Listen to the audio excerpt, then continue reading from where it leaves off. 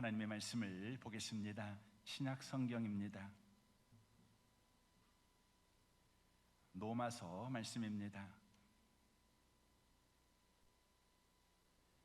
신약 성경 로마서 1장 말씀입니다. 240페이지에 있습니다.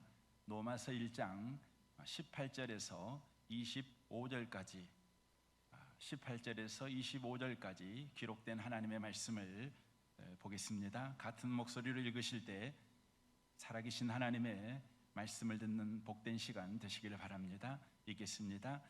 하나님의 진노가 불의로 진리를 막는 사람들의 모든 경건치 않음과 불의에 대하여 하늘로부터 나타나나니 이는 하나님을 알만한 것이 그들 속에 보임이라. 하나님께서 이를 그들에게 보이셨느니라.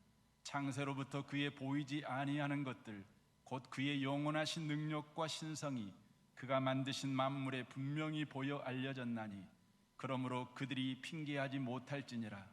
하나님을 알되 하나님을 영화롭게도 아니하며 감사하지도 아니하고 오히려 그 생각을 허망하여지며 미련한 마음이 어두워졌나니 스스로 지혜 있다 하나 어리석게 되어 썩어지지 아니하는 하나님의 영광을 썩어질 사람과 새와 짐승과 기어다니는 동물 모양의 우상으로 바꾸었느니라. 그러므로 하나님께서 그들을 마음의 정욕대로 더러움에 내버려 두사 그들의 몸을 서로 욕되게 하게 하려 하셨으니 이는 그들이 하나님의 진리를 거짓 것으로 바꾸어 피조물을 조물주보다 더 경배하고 섬김이라. 주는 곧 영원히 찬송할 이시로다. 아멘. 이 아침에 오신 모든 분들에게 이 말씀의 축복이 함께 하시기를 주님의 이름으로 축원합니다. 읽은 이 말씀에 의지해서 로마서 강의 세 번째, 왜 복음이 필요한가에 대해서 말씀을 나누기를 원합니다. 복음이 왜 필요한가? 18절 말씀을 보겠습니다. 하나님의 진노가 불의로 진리를 막는 사람들의 모든 경건치 않음과 불의에 대하여 하늘로부터 나타나나니라고 말씀합니다. 성경은 복음이 필요한 이유를 우리가 다 하나님의 진노 아래 있기 때문이다 라고 말씀합니다. 여기에 나타나나니는 현재 시제입니다. 이는 하나님의 진노가 최종적으로 최후의 심판 때에 완전하게 나타나겠지만 지금 현 시점에 있어서도 계속 나타나고 있음을 보여주는 단어입니다. 바로 우리의 현실이 하나님의 진노 아래 있다는 것입니다. 하나님의 심판 아래 있는 현실을 저와 여러분이 살고 있다는 것입니다. 그러므로 우리에게 당장 구원이 필요합니다. 우리에게 복음이 필요하다는 것입니다.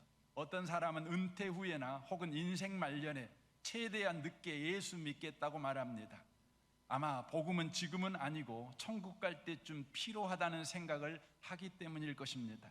그러나 그렇지 않습니다. 복음은 당장 필요합니다.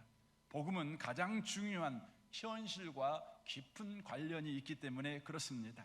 우리의 현실은 지금 하나님의 진노 아래 있는 현실이기 때문에 그렇습니다. 그렇다면 왜 우리의 현실이 하나님의 진노 아래 있게 되었습니까? 18절을 다시 한번 보겠습니다. 하나님의 진노가 불의로 진리를 막는 사람들의 모든 경건치 않음과 불의에 대하여 하늘로부터 나타나나니라고 말합니다. 바로 불의로 진리를 막았기 때문이라는 것입니다. 여기에서 진리는 문맥상으로 볼 때 창조 세계에 명백히 계시된 하나님을 아는 지식을 바로 가리키고 있습니다. 19절입니다. 이는 하나님을 알만한 것이 그들 속에 보임이라. 하나님께서 이를 그들에게 보이셨느니라. 창세로부터 그의 보이지 아니하는 것들 곧 그의 영원하신 능력과 신성이 그가 만드신 만물에 분명히 보여 알려졌나니 그러므로 그들이 핑계하지 못할지니라 라고 말합니다. 창조된 자연에 이미 명백하게 하나님이 어떤 분인지 계시되었다는 의미의 말입니다. 그래서 나는 하나님이 계시는지 몰랐어요. 계신 줄 알았으면 믿었을 것인데 계신 줄 몰랐기 때문에 안 믿고 살았어요 라고 변명할 수 없다는 것입니다. 하나님의 심판의 공정성은 모든 사람에게 구원 얻기에 충분한 기회를 주신다는 데 있습니다. 그러므로 멸망당한 자들은 어리석게도 하나님께서 자신들에게 주신 기회를 예면해서 그들이 멸망하게 된 것입니다. 하나님께서는 모든 인류에게 하나님을 알고 진리의 지식을 가질 수 있는 충분한 기회를 주셨기 때문에 아무도 하나님의 심판에 이의를 제기할 수 없다는 것입니다. 그렇다면 창조된 자연을 통해 하나님이 어떤 분이라고 계시하고 계십니까? 창세기 1장 1절을 보십시오. 태초에 하나님이 천지를 창조하시니라 라고 말씀합니다. 바로 하나님은 천지를 창조하신 유일한 신이다, 이것을 계시하고 있다는 것입니다. 여기에 우리말 하나님은 히브리어로 엘로힘입니다. 이 엘로힘이라는 단어는 권세 있고 힘 있는 뛰어난 신이라는 뜻을 가진 복수형입니다. 하나님의 이름이 복수형으로 되어 있는 것 때문에 여러 신, 이렇게 생각을 하실 수 있습니다. 하지만 여기에는 유일한 신이라는 의미지 여러 신이라는 의미가 아닙니다. 왜냐하면 여기에 쓰여진 복수형은 고대 근동의 수사법인 소위 장엄 복수형이기 때문에 그렇습니다. 이 장엄 복수가 쓰여지는 경우는 그 가리키는 대상이 분명 단수임에도 이를 복수형으로 표기함으로써 그 대상의 권위와 위엄을 한층 더 강조하려는 수사적인 표현입니다. 정말 그러한가를 이 성경 창세기 1장 1절의 문법상으로 보면 알 수가 있습니다. 우리가 문법상으로 주어가 복수이면 바로 연달아 나오는 동사도 복수를 써야 되는 것이죠. 주어가 복수면 동사도 복수해야 되는 겁니다. 그런데 이 엘로힘 다음에 곧바로 이어서 나오는 단어가 창조하시니라입니다. 이 창조하시라는 단어는 동사인데 이것은 복수가 아니라 단수로 쓰여져 있습니다. 그러므로 이 말씀은 천지 창조는 오직 하나님만이 하신 일이라는 말이 되는 것입니다. 그러므로 모든 신 가운데 유일하게 신다운 일을 하시는 신은 하나님밖에 없다라고 선포하고 있는 것입니다. 지금까지 신이라고 불리우는 모든 신들은 신 흉내를 낸 가짜 신임을 바로 폭로하고 있는 것입니다. 우리는 창조된 자연을 볼 때 하나님만이 참된 신임을 알아야 된다는 것입니다. 우리 하나님이 알 수 있게 천지를 그렇게 창조하셨다는 것입니다. 그러나 창조된 자연을 볼 때 하나님을 알지 못하면 어떻게 되는 것입니까? 우리는 자연 속에 들어가면 자연의 장엄함 때문에 감탄을 금하지 못합니다. 그런데 이 자연의 장엄함 속에서 자연을 창조하신 하나님을 알지 못하면 도리어 자연에 대한 경외심, 자연을 신으로 숭배하며 그 자연 앞에 숭배하는 마음을 우리가 갖게 된다는 것입니다. 이것을 소위 자연주의적 세계관이라고 말합니다. 모든 자연을 신으로 섬기는 바로 범신론적 세계관을 갖게 되어진다고 하는 것입니다. 이것도 신이고 저것도 신입니다. 나무가 웅장하고 오랫동안 살아있는 나무라면 바로 저것은 신이다. 그래서 각 마을마다 당산나무를 두지 않습니까? 신으로 생각하는 것이죠. 이 동네에 바로 기륭화복을 주장하는 신이다. 그래서 당산제를 드리는 것 아니겠습니까? 바위만 이상해도 그 바위 앞에 사람들이 두 손을 모아 합장하면서 복을 빕니다. 왜 그럴까요?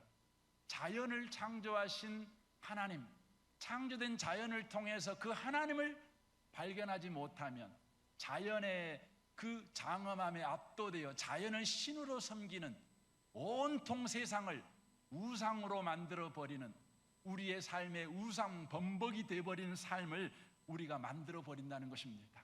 우리의 삶이 우상 범벅이 되면 우리는 어떻게 살아갑니까? 이신저신 눈치 보느라 두려움에 빠진, 두려움에 가득 찬 삶을 저와 여러분이 살아갈 수밖에 없게 된다는 것입니다. 과거에 하늘은 신이었습니다. 그래서 하늘을 하늘님이라고 불렀습니다. 땅도 신으로 여겼습니다. 그래서 땅님, 이것이 발달해 따님, 이렇게 되는 것입니다. 고대에는 하늘을 남성신으로, 땅을 여성신으로 숭배했기 때문에 그렇습니다.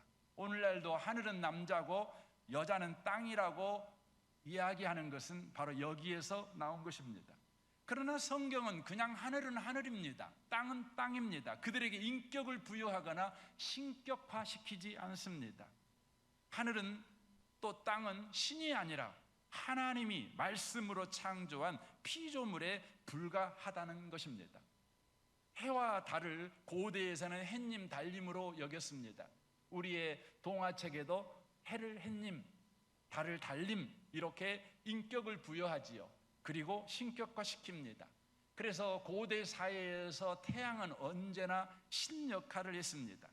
이집트의 주신은 태양신 라입니다. 바벨론의 주신은 달신입니다. 그래서 바벨론 문화권에서 나온 이슬람 교회의 신은 알라이지요. 이 알라는 달신입니다. 그래서 이슬람의 상징이 초승달이 되는 것입니다. 그런데 성경은 해와 달을 뭐라고 표현합니까? 창세기 1장 16절을 보십시오. 하나님이 두 큰 광명체를 만드사 큰 광명체로 낮을 주관하게 하시고 작은 광명체로 밤을 주관하게 하시며 또 별들을 만드시고 라고 말합니다. 해를 해라고도 말하지 않고 큰 광명체, 달을 작은 광명체로 표현합니다. 이것은 18세기 이후 과학이 발전하면서 바로 자연과학에서 해를 광명체, 달도 작은 광명체 이렇게 분류지게 되었습니다. 바로 성경은 해와 달은 신이 아니라는 것입니다. 해가 뜰 때 바다 쪽을 바라보며 뜨는 해에게 복을 비는 해를 신으로 생각하는 것이죠. 보름달에도 복을 빌지 않습니까? 예수 믿는 사람도 보름달 앞에서 너 무슨 복 빌었어? 무슨 소원 빌었어? 별똥별이 떨어질 때 얼른 소원 빌어. 이렇게 우리가 합니다. 여러분 농담으로도 그렇게 하지 않기를 바랍니다.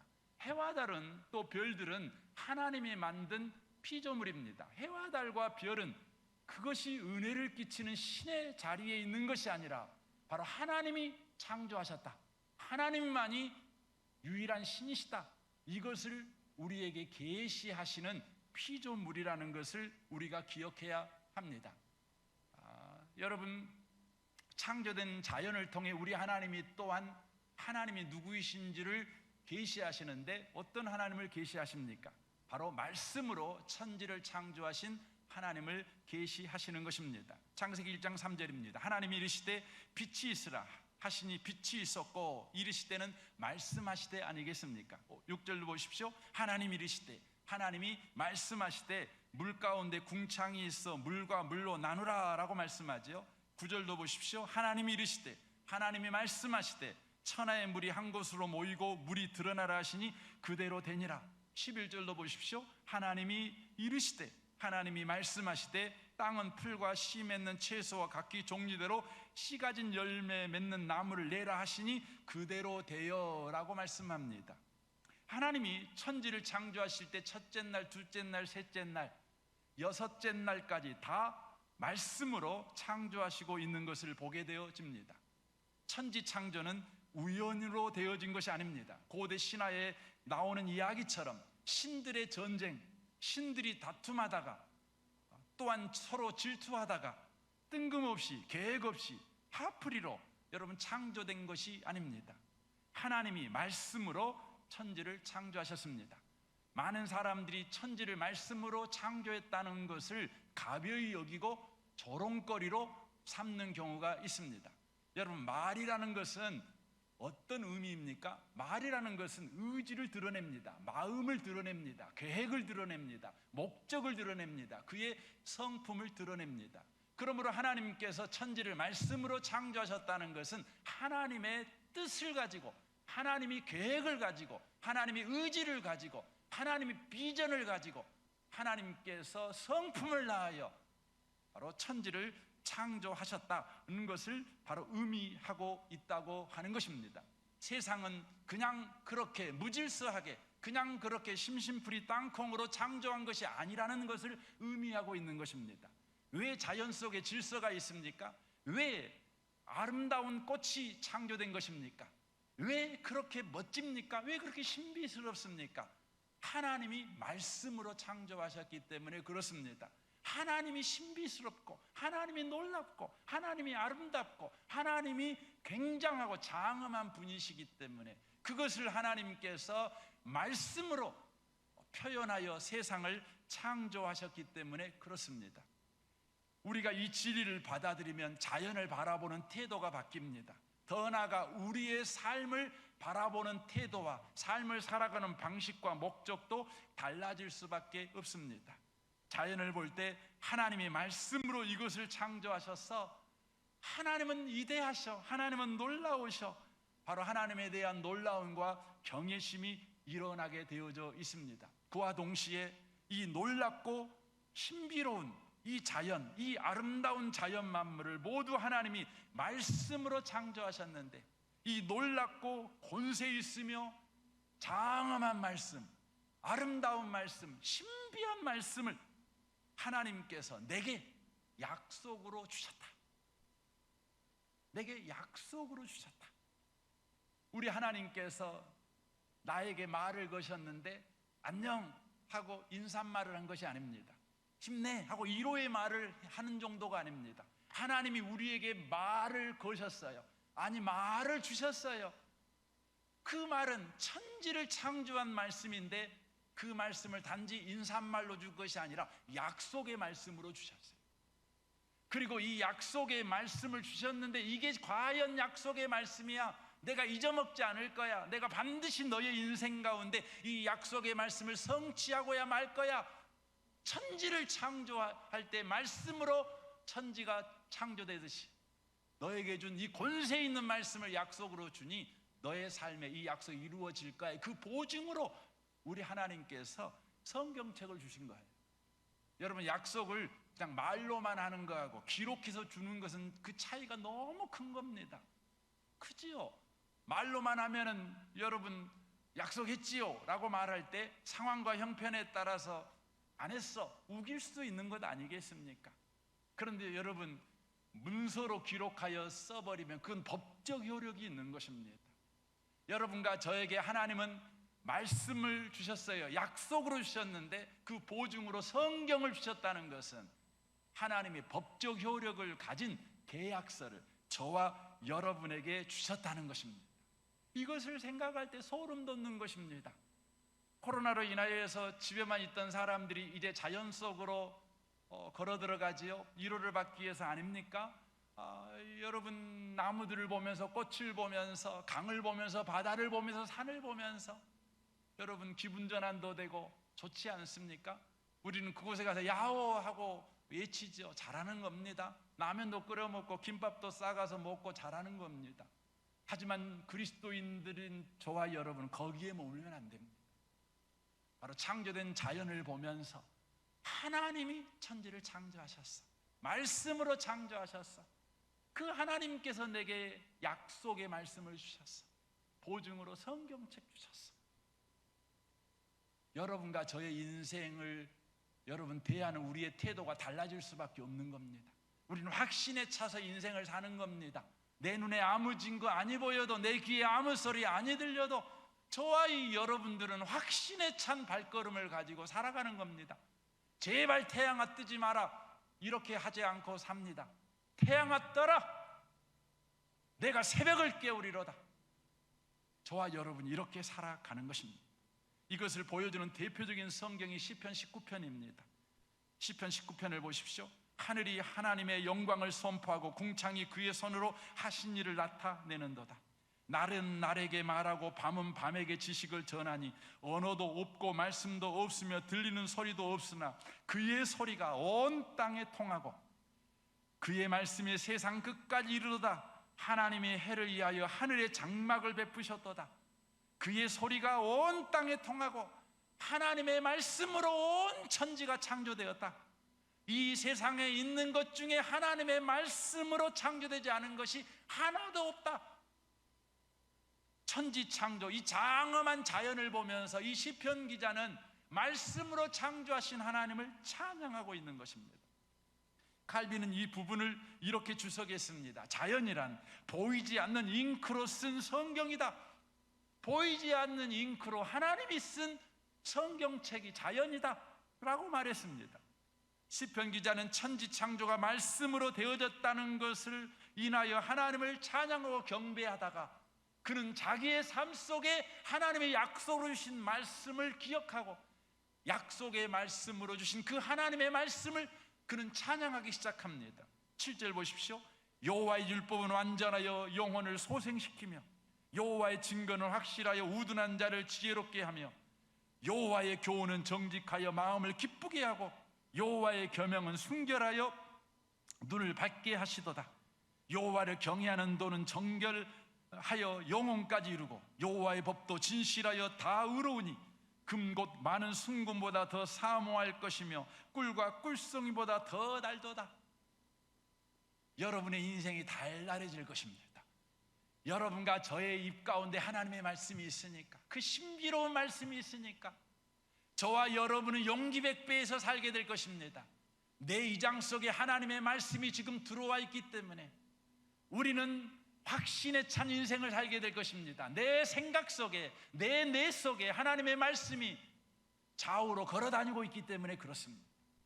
천지를 말씀으로 창조하신 그 권세 있는 말씀이 내게 약속으로 주어졌기 때문에 그렇습니다.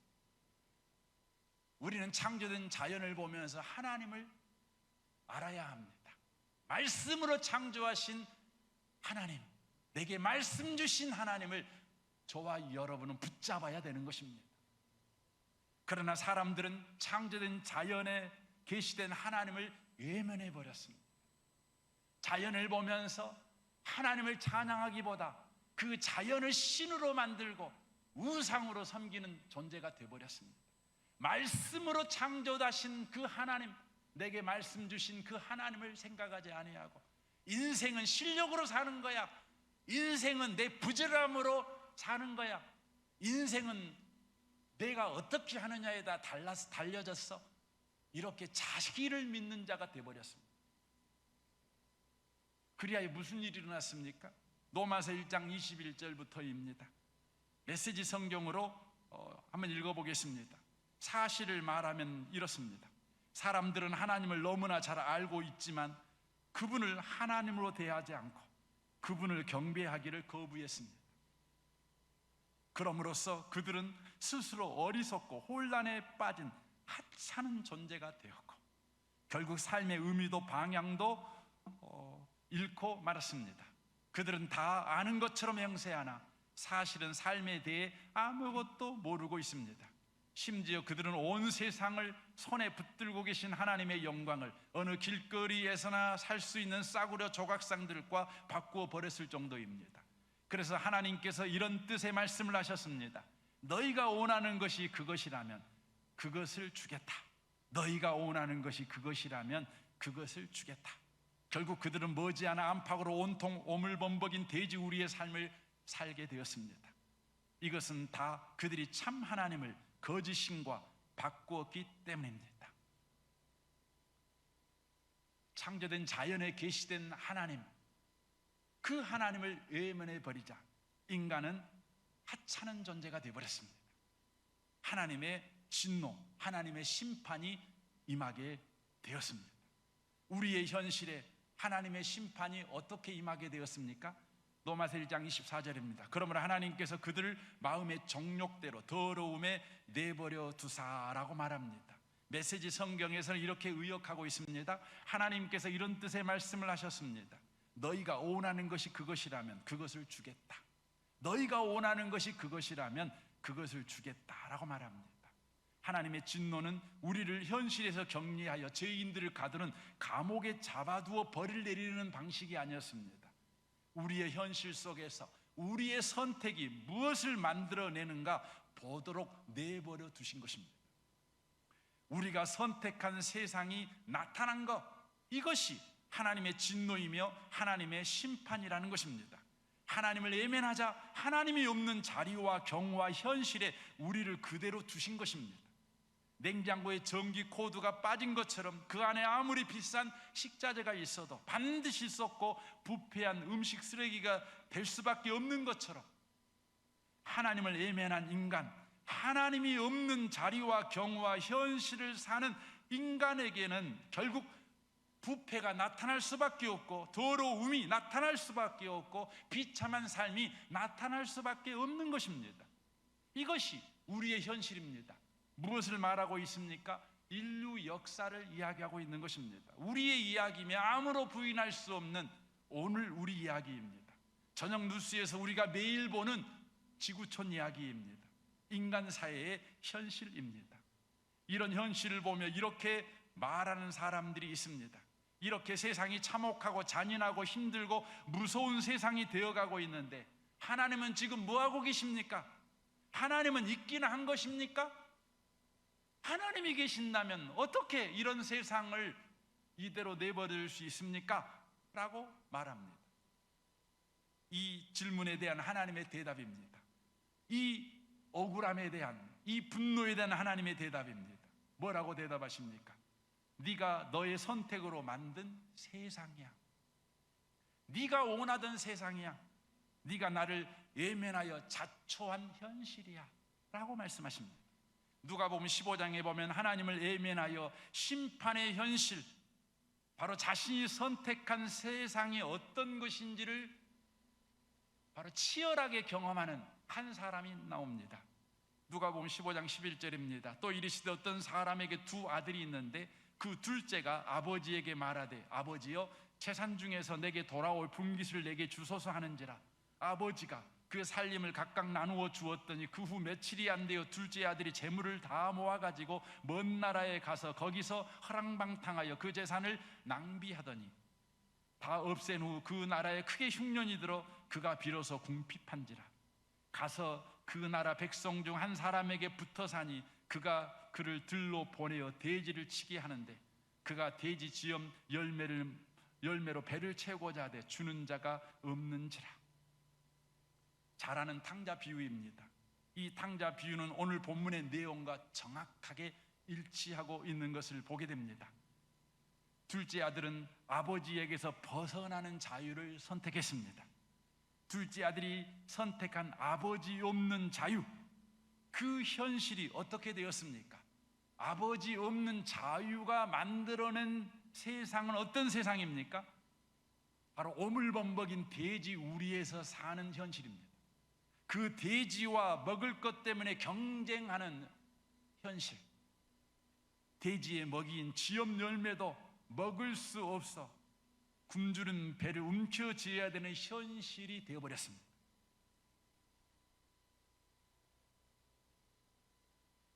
이것은 아버지가 만든 세상이 아닙니다. 작은 아들의 선택이 만들어낸 아버지 없는 세상을 만든 그 아들이 원하는 세상이었습니다. 그러나 이 아들에게 극적인 반전이 일어납니다. 둘째 아들이 돼지 먹이로도 채울 수 없는 굶주린 배를 움켜쥔 그 현실에서 극적인 반전이 일어나는데 그 극적인 반전의 키는 아버지가 누구인지를 생각합니다. 17절입니다. 이에 스스로 돌이켜 이르되 내 아버지에게는 양식이 풍족한 품꾼이 얼마나 많은가. 나는 여기서 줄여 죽는구나. 비참한 현실 가운데서 이 둘째 아들은 아버지를 생각하는데 그 아버지를 어떤 분으로 생각합니까? 내 아버지에게는 양식이 풍족한 품꾼이 얼마나 많은가. 이렇게 아버지를 생각합니다. 아주 중요한 고백입니다. 내 아버지는 얼마나 부자인가라는 고백이 아닙니다. 내 아버지는 하인들에게도 의롭고 자비로우며 풍부하고 넉넉하게 대하시는 분이시다. 이것을 생각합니다. 내 아버지 집에 속한 사람은 누구를 막론하고 풍족하게 대하시는 아버지시다.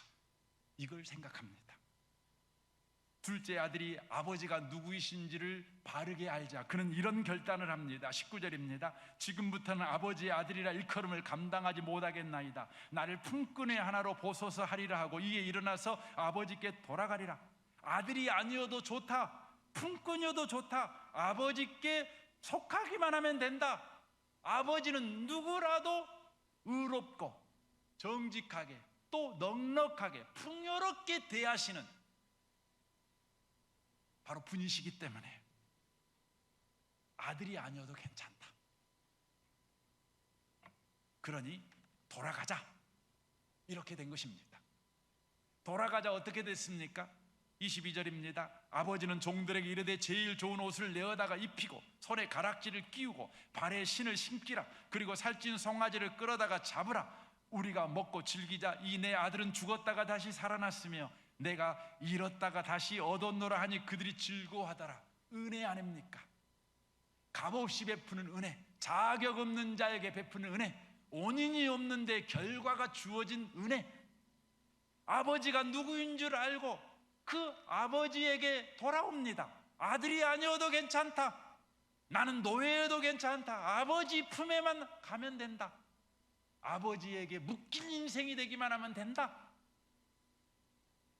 돌아온 아들의 삶의 변화는 아버지가 누구인지를 바르게 알 때 일어난 사건입니다. 우리 하나님은 창조된 자연을 통해 아버지를 알 수 있도록 계시하셨습니다. 누구도 핑계하지 못하게 하셨습니다. 그러나 사람들은 외면해 버렸습니다. 외면하는 사람들의 마음은 타락하여 더 이상 자연을 통해 하나님을 알 수가 없게 되어 버렸습니다. 이제 자연을 아무리 묵상하고 묵상해도 하나님을 바르게 알 수가 없습니다. 우리의 이성이 이미 타락해 버렸고 우리의 영혼이 이미 죽어버린 상태이기 때문에 그렇습니다. 그럼 이제 어떻게 하나님 아버지를 알 수가 있습니까? 요한복음 14장 6절입니다. 예수께서 이르시되 내가 곧 길이요 진리요 생명이니 나로 말미암지 않고는 아버지께 올 자가 없느니라. 너희가 나를 알았더라면 내 아버지도 알았으리로다. 이제부터는 너희가 그를 알았고 또 보았느니라 라고 말합니다. 복음입니다. 복음만이 아버지를 바르게 알게 합니다.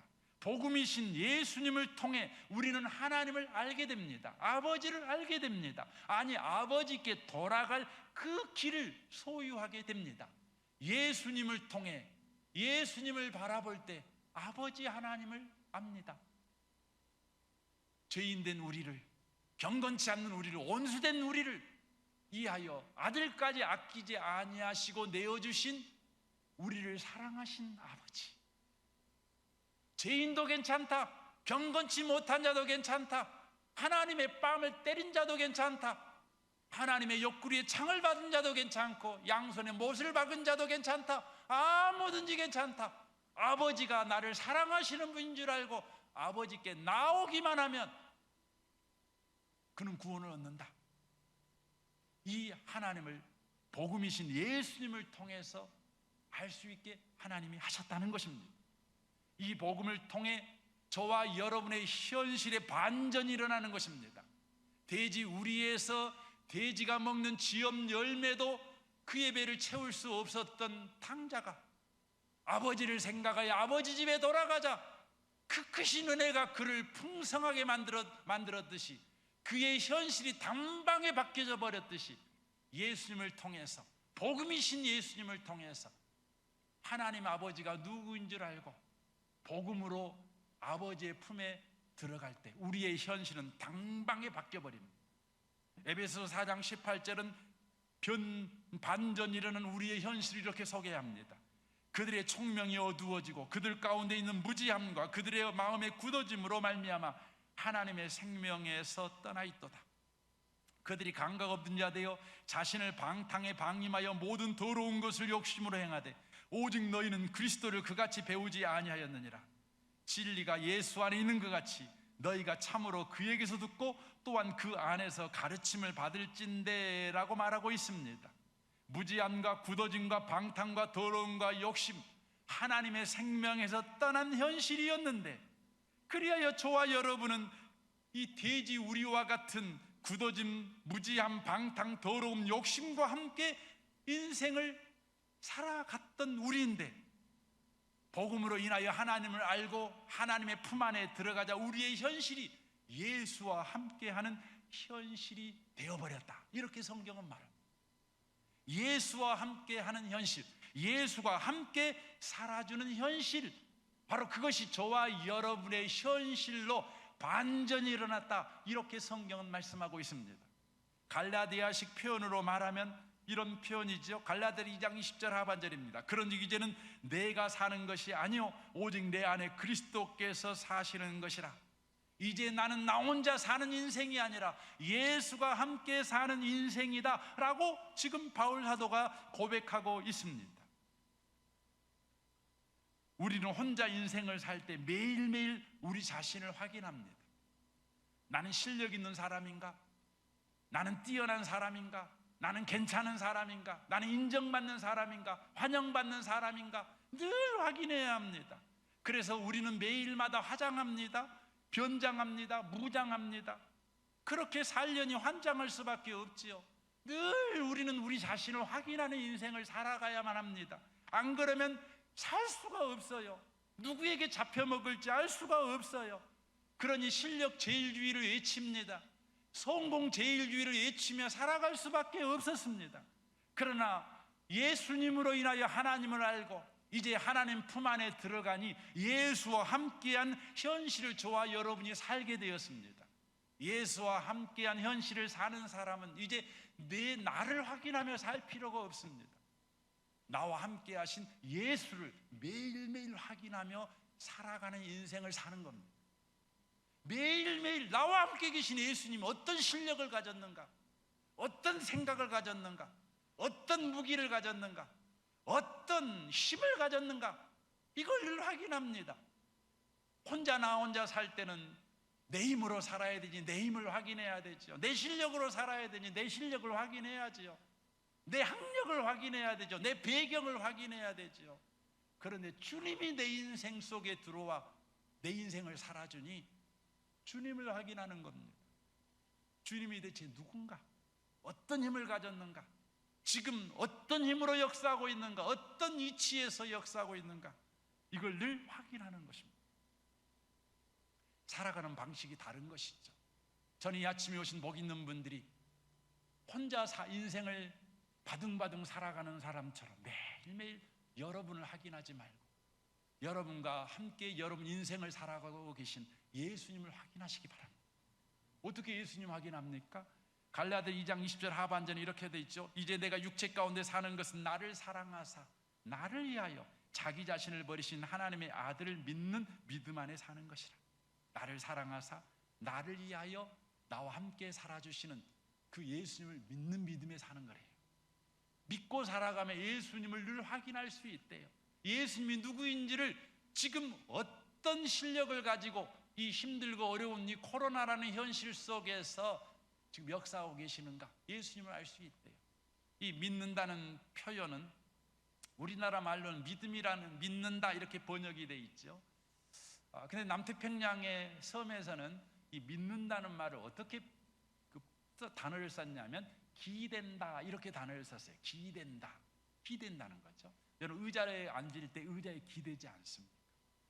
왜입니까? 의자를 믿으니까. 내가 앉아도 안 부셔진다. 내 몸무게가 100kg지만 이 의자는 튼튼하게 안 부셔져 하고 의자에다가 내 몸을 기대버립니다. 이게 믿음입니다. 예수님에게 기대는 것입니다. 그러면 저와 여러분은 예수님이 얼마나 뛰어난 분인지, 얼마나 힘이 세신 분인지, 얼마나 지혜로운 분이신지, 얼마나 위대하신 분이신지를 저와 여러분이 확인할 수 있습니다. 이 벽이 무너진지 안 무너진지 기대해 보십시오. 기대해 봐야지요. 여러분의 인생을 거기에 놔버리는 거지요. 여러분의 힘을 그분에게 두는 거지요. 기대는 것입니다. 그러면 저와 여러분은 예수님을 확인하게 됩니다. 예수님을 확인하게 될 때 우리는 세상을 살아가는, 세상을 대하는 방식이 달라질 수밖에 없죠. 어떻게 달라집니까? 에베소 4장 22절입니다. 너희는 유혹의 욕심을 따라 썩어져가는 구습을 따르는 옛 사람을 벗어버리고 오직 너희의 심령이 새롭게 되어 하나님을 따라 의와 진리의 거룩함으로 지음받은 새 사람을 입으라. 그런즉 거짓을 버리고 각각 그 이웃과 더불어 참된 것을 말하라. 이는 우리가 서로 지체가 됨이라. 분을 내어도 죄를 지지 말고 해가 지도록 분을 품지 말고 마귀에게 틈을 주지 말라. 도둑질하는 자는 다시 도둑질하지 말고 도리어 가난한 자에게 구제할 수 있도록 자기 손으로 수고하여 선한 일을 하라. 무릇 더러운 말은 너희 입 밖에도 내지 말고 오직 덕을 세우는 데 소용되는 대로 선한 말을 하여 듣는 자들에게 은혜를 끼치게 하라라고 말합니다. 세상에서 도와줄 리 아무도 없는 혼자 사는 사람처럼 죽기 살기로 살지 말고, 억울해하며 살지 말고, 복수심에 불타서 살지도 말고, 매일매일 성적 확인하면서 살지도 말고, 함께 살아주시는 예수님을 확인했다면 그 예수님의 넉넉함으로 세상을 대해라, 내 이웃을 대해라, 여유있게 대해라, 넉넉하게 대해라, 충만하게 대해라, 멋지게 베풀며 살아라, 크게 그냥 용서해 줘버려 라고 말합니다. 진심으로 응원하는 말을 해라. 네가 나보다 더 행복했으면 좋겠어. 네가 나보다 부자가 됐으면 좋겠어. 네가 이번에 저 회사에 꼭 들어갔으면 좋겠어. 나는 너를 위해 기도할게. 은혜의 말을 하라는 것입니다. 예수를 확인했으니 그렇게 살아도 손해 아니라는 것입니다. 그렇지 않습니까? 여러분의 지갑에 1억 원이 있는 거 알면 여러분 친구가 나에게 와서 국밥 한 그릇 사줘 이렇게 말할 때 여러분 넉넉하지 않습니까? 여러분 1,000원도 없는 사람은 국밥 사줘 그럴 때요, 여러분 서운합니다. 10년 전에 사준 국밥 생각하면서 내가 그때 밥 사줬는데 이제도 밥 사주려고 그래, 네가 좀 사라, 그렇게 짜잔하게 굽니다. 여러분 예수 믿는 사람은 짠한 사람들이 아닙니다. 넉넉한 사람들입니다. 복음이 우리에게 필요합니다. 하나님이 누구이신지를 알게 합니다. 그리고 그 하나님 품에 안기게 합니다. 예수와 함께하는 현실을 살아가게 합니다. 이제 믿음으로 살아서 우리와 함께 인생을 살고 계신 예수님을 늘 확인하십시오. 그래서 세상에 대하여 넉넉하게 대하십시오. 짜잔하게 대하지 마십시오. 이 은혜가 이번 한 주 동안, 아니 여러분의 평생 동안 살아 역사하는 은혜가 되시기를 주님의 이름으로 축원합니다. 아멘.